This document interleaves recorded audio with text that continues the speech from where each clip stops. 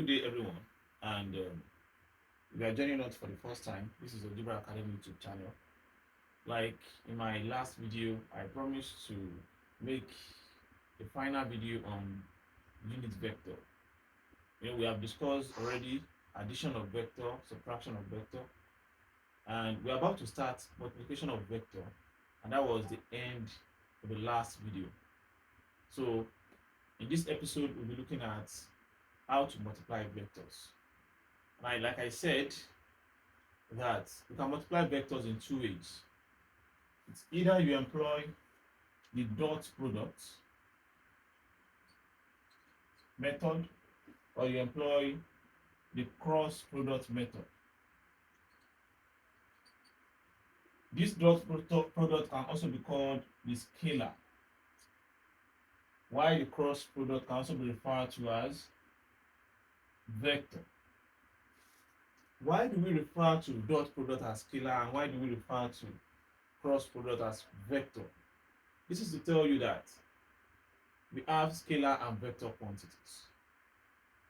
So your questions will always come in such a way that you should calculate, then they will include maybe something that represents a scalar or something that represents a vector quantity. You may have a question like, we have so displacement, they will represent displacement with a vector in a vector form. Then you can have force too, represented in a vector form. Then you are asked to calculate torque, for instance. So torque is force multiplied by displacement, and torque is a vector quantity. So for you to calculate torque, you are multiplying two things together. So the method to employ for that kind of multiplication will be your cross product, because the torque you are looking for is a vector quantity. That's case one. Case two, you'll be given work done. You may be given force again in a vector form. Then you are given distance also in a vector form. So, and you are asked to calculate work done. So work done is a product of force and distance. So this time around you are calculating work done and you are multiplying two things, force and distance. The method for that kind of multiplication will be dot product, because you are looking for work done and work done is a scalar quantity. So the quantity of what you are looking for will let you know the type of multiplication method to employ. If let's say you want to calculate a scalar quantity, then you employ dot product, and you want to calculate a vector quantity, then you employ cross product. Then how are you going to go about the multiplication method? For dot product, when you multiply dot product, when you use dot product for your multiplication, you are multiplying two things and you will be getting one thing at the end of the day. It means for dot product we have several inputs but one output. Remember, for dot product we are using scalar, so we are calculating scalar, and scalar represents how large, or let me say the magnitude of something. So if you are combining two vectors using dot product, you are not going to be producing another vector as the answer. You're going to be producing just a magnitude, a size, a figure. But for vector, if you are using a cross product, which vector represents, you will be producing another vector. What are all these things that I'm saying? Now look up.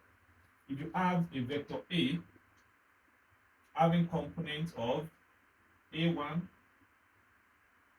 B1, and C1, for instance, and vector B having A2, B2, and C2 as components, then you're asked to find A dot B. Now, you can see A dot B. It means you are employing dot product. We're just going to say that A1, A2, that is A1 and A2 multiply each other, plus B1, B2, plus C1, C2. That means we're going to be multiplying the two vectors according to their components. The I component, you can see the first one will always represent I or X. Then the second one, J or Y. While the third one is your K or Z. So these two multiplies each other, then you add to the product of these two, and you add to also the product of these two. If you do this thing, you are going to be, you will have a single figure at the end of the day, which is magnitude. That's why I said when you employ dot product, you are not going to be producing another vector. You're going to be producing just a magnitude. But if it is cross product, for instance, if it is cross product, let's say we have this thing like this and we have it, then you are told to find A multiplied by B. Yeah, this is cross product. That means what you're looking for that time is a vector quantity, not a scalar quantity.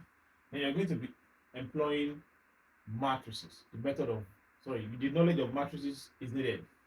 This is a 3 by 2 matrix because you have 1, 2, 3, and 1, 2, 3 by 2 matrix. Then you just arrange like this.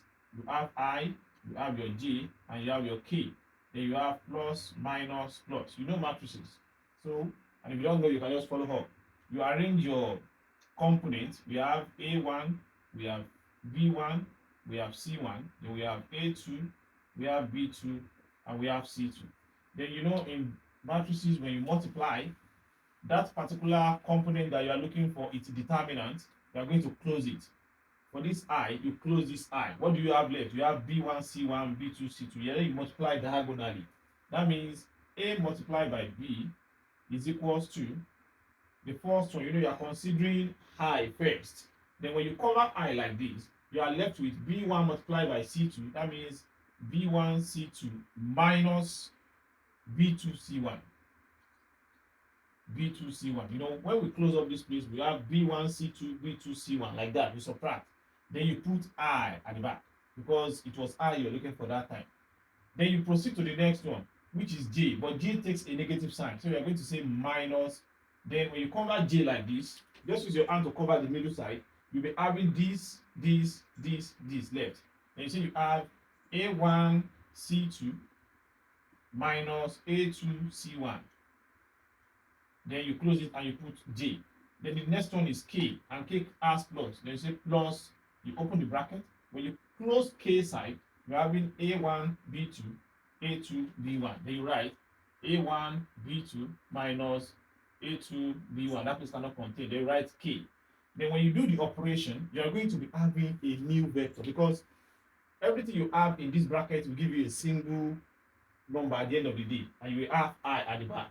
Then the same for this and that. That means A multiplied by B will produce a new vector, not a magnitude. And that is how we multiply in vector. Two vectors together, dot product or cross product, depending on what you are asked to calculate. Now, you'll be asked also to calculate the angle between two vectors.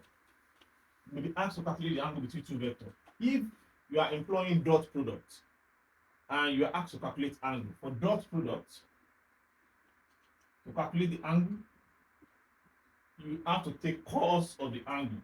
That cos theta is equals to A dot B divided by line A, line B. What is line A?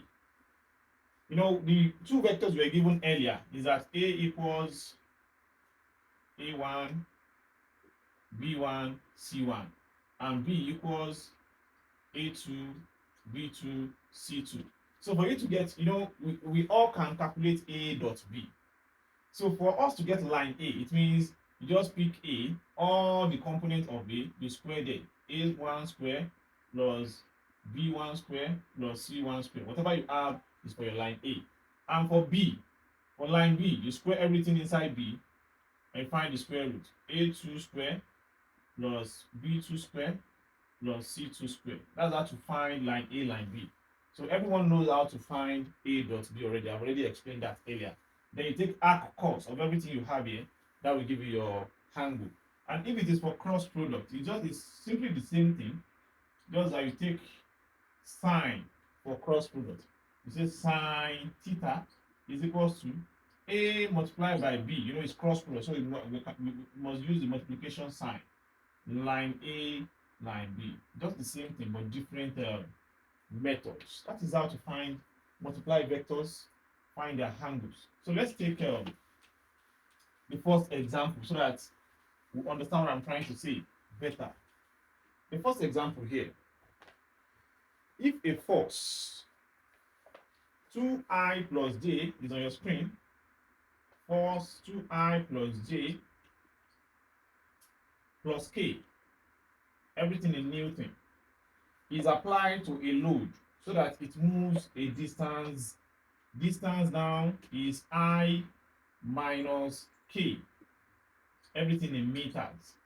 Calculate the work done on the load. Now, this F represents force, this D represents distance. You're asked to calculate work done. That means your work done is force times distance. As we all know, we need the knowledge of multiplication of vector to multiply these two things. But what are we multiplying?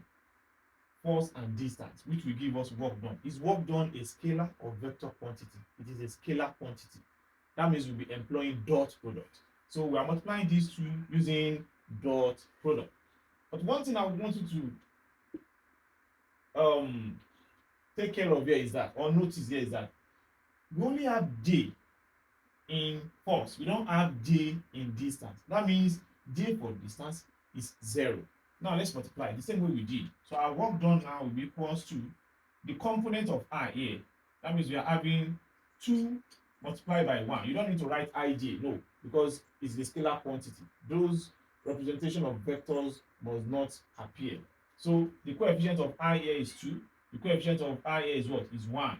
Then you move to the next one. Your j plus 1 times 0. The coefficient of j here is 1, but we don't have j in for distance, so it is 0.